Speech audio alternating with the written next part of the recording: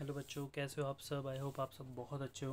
बच्चों, हमने last class cash book को ख़त्म किया था, 2 कॉलम कैश बुक, और मैंने कहा था कि पैटी कैश बुक जो है जिन बच्चों के एग्ज़ाम में आ रही है वही बच्चे मुझे बोलेंगे, क्योंकि सबके स्कूलों में पैटी कैश बुक नहीं करवाते हैं। तो जिनके स्कूलों में आ रही है वो मुझे कांटेक्ट करें, मैं उनको अलग से एक लेक्चर भेज दूँगा पैटी कैश बुक का। और आज हमें कैश बुक 2 कॉलम का ही एक क्वेश्चन करना है। वो क्या है? वो है विद जीएसटी। अभी तक जो आप कैश बुक कर रहे थे वो विदाउट जीएसटी कर रहे थे। जो आज मैं एक क्वेश्चन करवाऊंगा, क्योंकि बुक में भी एक ही क्वेश्चन है, वो विद जीएसटी का है। कोई भी डिफरेंस नहीं है विद और विदाउट जीएसटी। आपको दोनों की ही जर्नल एंट्रीज आती है, और आपको जर्नल एंट्री को लेजर में पोस्ट करना भी मैंने सिखाया है, और कैश बुक हमने ऐसे ही किया है। तो जीएसटी की भी हम जर्नल एंट्रीज़ करेंगे, और उस जर्नल एंट्रीज़ को देखेंगे कि वो हमारे कैश बुक में कैसे पोस्ट की जाती हैं। ठीक है बच्चों, चलिए। तो बच्चों देखो, कह रहे हैं कि प्रिपेयर इलस्ट्रेशन नंबर 7 है, टी एस ग्रेवाल। चैप्टर कौन सा है? जीएसटी ही ये चैप्टर है। कह रहे हैं prepare 2 column cash book of Tarun Kanpur and also journal entries from the following transaction. यानी तरुण ऑनर है, और ये जो हम अकाउंट्स बना रहे हैं, कैश बुक बना रहे हैं, वो तरुण की ही है, और कानपुर से है वो बंदा। यानी कि कानपुर के बाहर अगर उसने बिज़नेस किया तो वहाँ पे आईजीएसटी चार्ज हो जाएगा, ये आपको पता है। कानपुर के अंदर अंदर ही करता रहेगा तो वहाँ पे सीजीएसटी और एसजीएसटी लग जाएगा।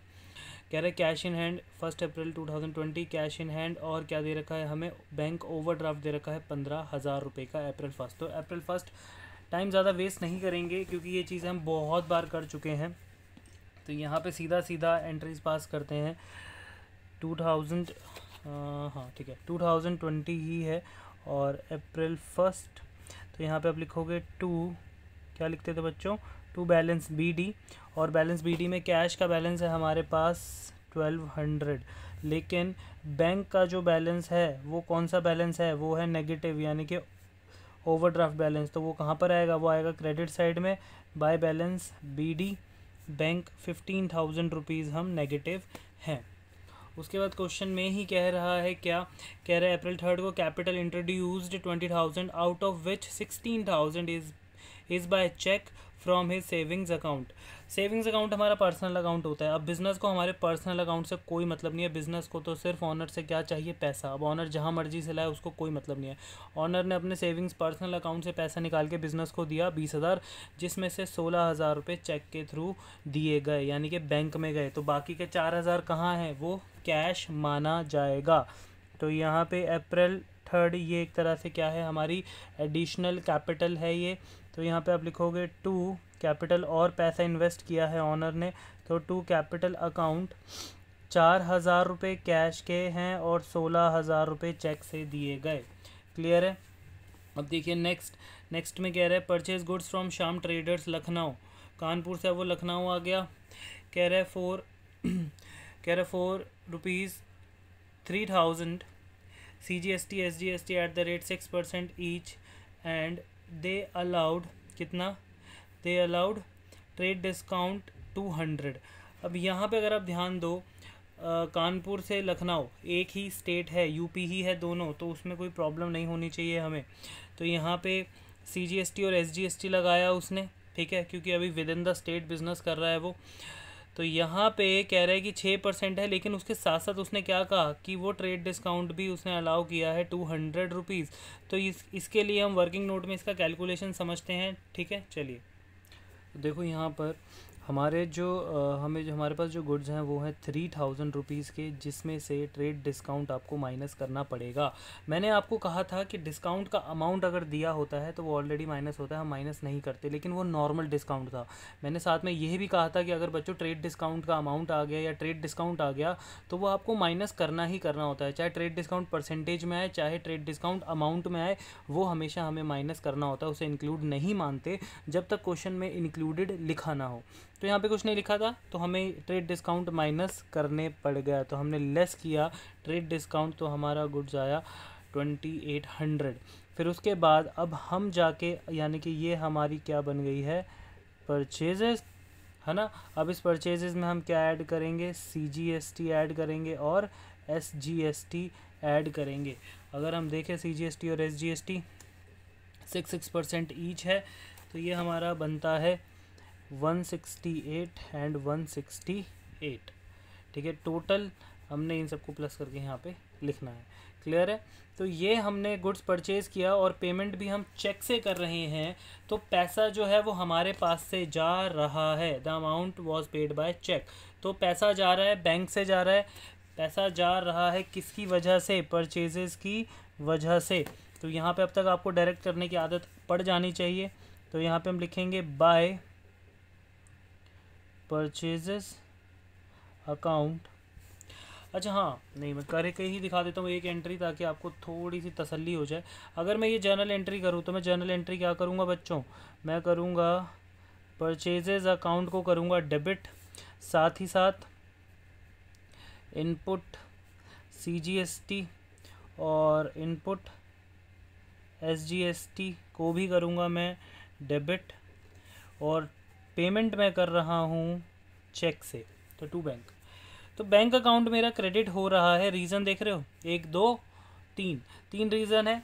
तो यहाँ पे वही हम कॉपी पेस्ट कर रहे हैं, जिसको जर्नल एंट्री आती है उसके लिए कोई प्रॉब्लम नहीं होगी। बस फ़र्क इतना है पहले वाले कैश बुक में, इस वाले कैश बुक में, कि हमने थोड़ा सा GST इसमें इंक्लूड किया है, लेकिन फॉर्मेट में कोई चेंज नहीं है, कॉन्सेप्ट में भी कोई चेंजेस नहीं आए हैं। तो यहाँ पे आपको पूरा लिखना है input CGST by input SGST account. अब यहाँ पे परचेजेस हमारा कितना था? 2800 का, और 168 के थे हमारे टैक्सेस। क्लियर है? नेक्स्ट में कह रहा है goods purchased for cash 4000 plus CGST SGST 6% each. दोबारा से अब कैश में गुड्स खरीदा है GST के साथ, तो क्या इसमें ट्रेड डिस्काउंट नहीं है? ऊपर वाले में ट्रेड डिस्काउंट था, बस यही फ़र्क है। तो आप गुड्स परचेज़ कर रहे हो भैया, पैसा जा रहा है, और पैसा जा रहा है 4000 प्लस GST के साथ। तो अगर आप 4000 का 6% GST भी लगाओगे तो 240 वो हो जाएगा। तो अब हमारे पास से, और ये अप्रैल कौन सा है? 5 अप्रैल 5 को हमने दोबारा से गुड्स ख़रीदा। तो यहाँ पे आप फिर लिखोगे बाय परचेजेस, पैसा जा रहा है, ठीक है, कितना? इस बार कैश जा रहा है 4000 रुपीज़। तो हमारे पास से 4000 रुपये गए, और साथ ही साथ अप्रैल 5 को हमने इसी जो गुड्स हम परचेज़ कर रहे हैं कैश में, इस पर क्या भर रहे हैं? By input CGST by input SGST। ठीक है, तो इसका 6% निकालोगे तो 240 रुपीज़ आ जाएगा, चाहे आप जर्नल करके भी देख सकते हैं। नेक्स्ट कह रहे हैं sold goods to Mohan ₹5000 plus CGST and SGST 6% each. अब हमने मोहन को गुड्स सोल्ड किया। अब जब आप गुड्स सोल्ड करते हो तो बहुत ध्यान से पढ़ो, आप GST को कलेक्ट करते हो, है ना। तो यहाँ पे एंट्री क्या है? कह रहे हैं सोल्ड गुड्स टू मोहन। ज़रा हम इसकी जर्नल एंट्री समझ लेते हैं। तो डेट है जो जिसमें हम मोहन के साथ ट्रांजैक्शन कर रहे हैं वो है अप्रैल 5 की। तो मोहन को हम गुड सोल्ड कर रहे हैं, और पूरे क्वेश्चन में कहीं नहीं लिखा कि कैश में कर रहे हैं, और पर्सन का नाम आ गया। तो जो हम सेल कर रहे हैं वो हम क्रेडिट कर रहे हैं। तो यहाँ पे मोहन जो है उसका मोहन डेबिट हो जाएगा कितने रुपए से? अभी अमाउंट निकालेंगे क्योंकि GST भी है। हम कर रहे हैं सेल्स, तो हमारी जो सेल्स है वो है ₹5000 की, और साथ ही साथ हम मोहन से GST भी कलेक्ट करेंगे। तो जब हम GST को कलेक्ट करते हैं तब GST का नाम क्या पड़ता है? Output CGST account to output SGST account. तो अगर आप 6% निकालोगे 5000 का तो कितना आएगा? 300 रुपीज़, 300 रुपये। तो मोहन हमारा डेटर जो बना वो कितने से बना? 5600 से। तो अगर आप इस एंट्री को ध्यान से देखो तो इस एंट्री में कहीं भी कैश और बैंक नहीं आ रहा। तो ये एंट्री कहाँ बनेगी बच्चों? पीछे जर्नल प्रॉपर में। क्लियर है?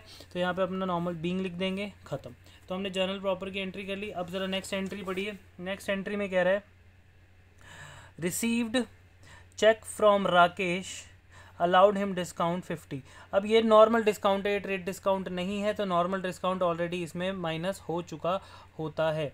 ठीक है, अब ये जो चेक हमें राकेश से मिला है, देखना ये है नीचे ये चेक डिपॉजिट कब हुआ है। तो 6 तारीख को जो चेक मिला है वो 10 तारीख को हमने बैंक में डिपॉजिट करवाया है, यानी कि 6 तारीख को हमने बैंक के साथ कोई भी डील नहीं की, लेकिन चेक तो मिला हमें 6 तारीख को।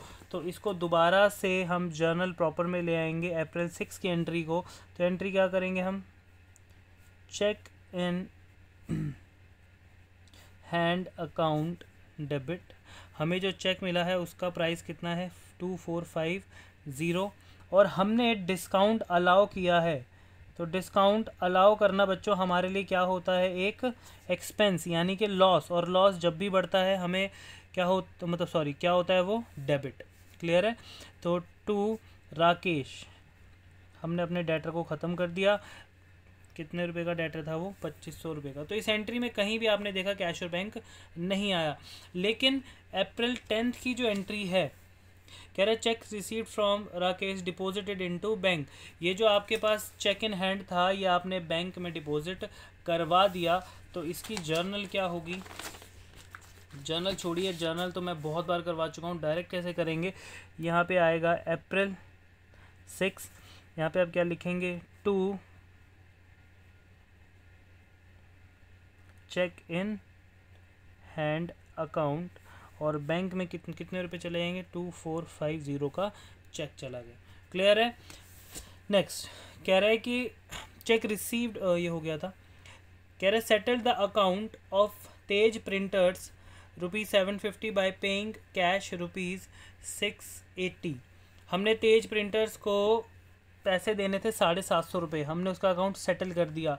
जहाँ पे वर्ड आ जाता है हमारा सेटल, वहाँ पे हम क्या मान लेते हैं कि भैया डिस्काउंट आ गया। तो तेज प्रिंटर्स को हमने अकाउंट जो उनका सेटल किया वो भी कितने के साथ सेटल किया हमने, 680 के साथ। तो बाकी जो है 70 रुपीज़ वो क्या है, वो है डिस्काउंट रिसीव्ड, हमें डिस्काउंट मिला है। तो अगर मैं इसकी नॉर्मल आपको जर्नल करके दिखाऊं, नॉर्मल जर्नल क्या होनी चाहिए बेटा, अगर आप किसी को पैसे दे रहे हो तो तेज प्रिंटर्स अकाउंट जो है वो डेबिट होगा, क्योंकि ये मेरा क्रेडिटर है, मैंने इसको पैसे देने थे। और वो कितने रुपए देने थे, मैंने इसको देने थे 750 रुपीज़। मैंने 750 रुपीज़ के क्रेडिटर को कैंसिल किया, डेबिट किया, लायबिलिटी को ख़त्म किया। कैसे, टू, अब मैंने कैश दिया, चेक दिया, ये देख लेते हैं कैश। तो टू कैश, मेरे पास से कैश गया है 680 रुपीज़ का, 70 रुपीज़ बच गए, वो हमारी सेटलमेंट हो गई थी, यानी कि मुझे क्या दे दिया था तेज प्रिंटर्स ने, डिस्काउंट रिसीव्ड अकाउंट कितने का, 70। अगर अब आप इस एंट्री में देखो जो मैंने रफ में की है अभी, इस एंट्री में अगर आप ध्यान दो तो यहाँ पे कैश अकाउंट जो है वो आ रहा है, क्रेडिट हो रहा है 680 से, है ना। अब ये वाली एंट्री तो कैश बुक में चली जाएगी, लेकिन ये डिस्काउंट रिसीव्ड की कैश बुक में नहीं जा सकती, तो ये जर्नल प्रॉपर में जाएगी। तो पहले कैश बुक की एंट्री कर लेते हैं। तो यहाँ पे देखिए अप्रैल 6, तो यहाँ पे आप लिखेंगे बाय तेज प्रिंटर्स, तो आपने कितना कैश दिया है, 680 रुपीज़ आपने कैश दिया है। अब जो बाकी का बच गया, जो डिस्काउंट रिसीव्ड है, उसकी एंट्री कहाँ करेंगे हम, यहाँ पे। और एक मिनट डेट की शायद प्रॉब्लम है, सॉरी 11 की डेट है, डेट सही कर लेंगे अभी पीछे। तो यहाँ पे अप्रैल 11 को, तो दूसरी एंट्री क्या होगी, Tej printers account debit to discount received account. कितने रुपए का डिस्काउंट दिया है, 70 एंड 70 रुपीज़। क्लियर है जर्नल प्रॉपर की एंट्री। अब नेक्स्ट एंट्री में हमें क्या बोल रहा है, नेक्स्ट एंट्री में कह रहा है कि कैश रिसीव्ड फ्रॉम मोहन कितना, 5350 in full settlement of his account. कह रहा है हमें मोहन से कैश रिसीव्ड हुआ है फुल सेटलमेंट में। अब मोहन के साथ जो आपने डील किया था वो ये था, मोहन को आपने गुड सोल्ड किया था, उससे आपने लेने थे 5600 रुपीज़, 5600 रुपीज़ लेने थे, लेकिन आप मोहन से फुल सेटलमेंट में कितने रुपए ले रहे हो, 5350, मतलब 5350 रुपीज़, यानी कि कितने का डिस्काउंट आप उसको दे रहे हो, आप उसको दे रहे हो 250 रुपीज़ का डिस्काउंट। क्लियर है। तो अगर आप इसकी एंट्री करो, क्या एंट्री करोगे, इसकी जर्नल हो जाएगी कैश अकाउंट डेबिट 5350, वो आपको डिस्काउंट अलाउ कर रहा है, डिस्काउंट अलाउड अकाउंट डेबिट कितना 250 टू मोहन, वो हमारा अब डेटर कैंसिल हो जाएगा कितने से 5600 रुपीज़ से। तो ये एंट्री कैश बुक में, तो ये वाली एंट्री चली जाएगी कैश वाली, बाकी डिस्काउंट अलाउड वाली कहाँ जाएगी बच्चों, जर्नल प्रॉपर में। तो पहले जर्नल प्रॉपर में एंट्री कर लेते हैं। तो यहाँ पे डेट आएगी हमारे पास अप्रैल 12 की एंट्री है ये। तो यहाँ पे हम क्या लिखेंगे, डिस्काउंट, आपको प्रॉपर फॉर्मेट बनाना है, लाइंस खींच लेना। तो discount allowed account debit to Mohan, तो डिस्काउंट कितने का दिया था हमने 250। तो ये एंट्री कैश बुक में नहीं जा सकती थी, हमने कहाँ लिख दी, जर्नल प्रॉपर में। अब कैश बुक की एंट्री कर देते हैं। कैश बुक की एंट्री में यहाँ पे पहले डेट्स 11 है, तो कैश बुक की एंट्री में आपको कैश मिला है, तो यहाँ पे आप लिखेंगे अप्रैल 12, यहाँ पे क्या आएगा टू मोहन, और मोहन और कैश कितना मिला है 5350 रुपीज़। क्लियर है। नेक्स्ट कह रहा है क्या, कैश रिसीव्ड फ्रॉम मोहन, ये तो हो गया। 16 अप्रैल को कह रहा है कि an amount of ₹1000 due from Gupta brothers return off as bad debts in the previous year now received.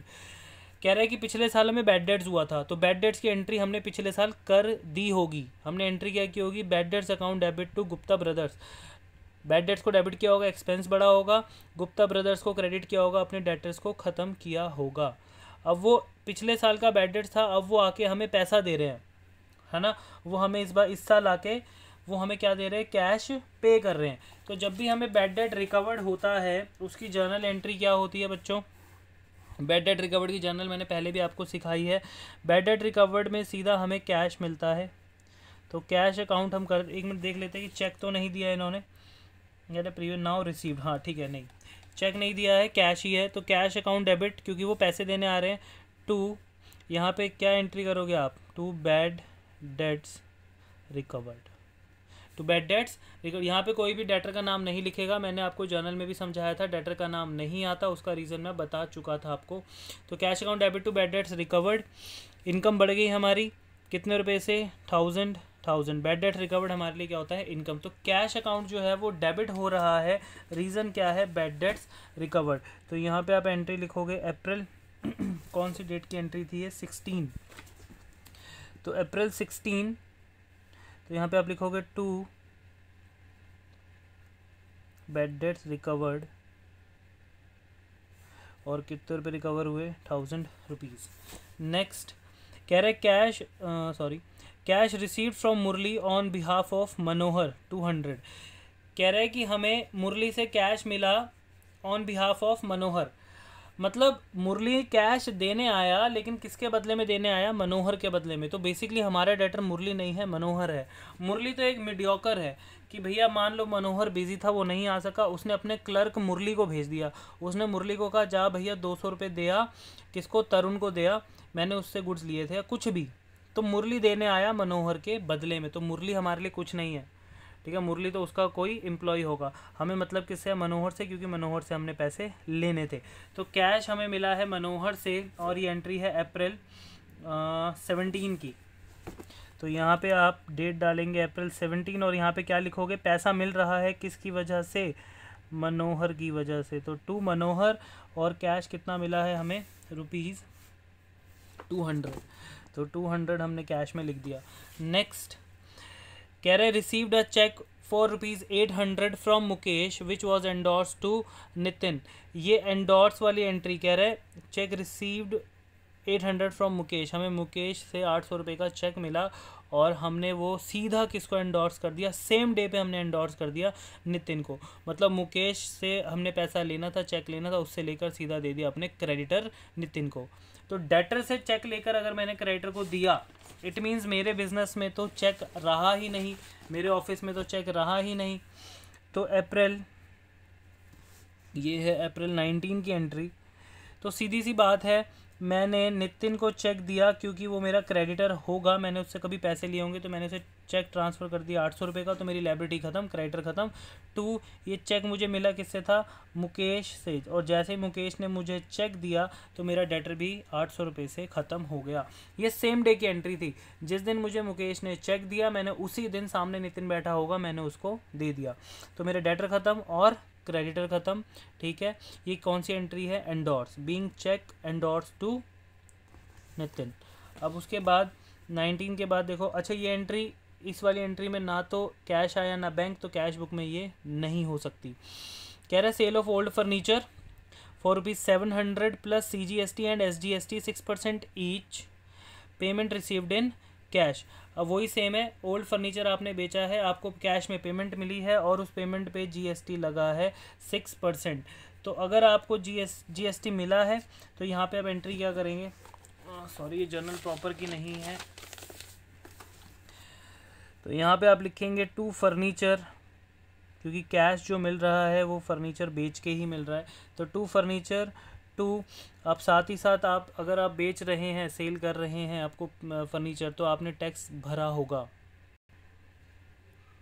तो to output CGST, to output SGST।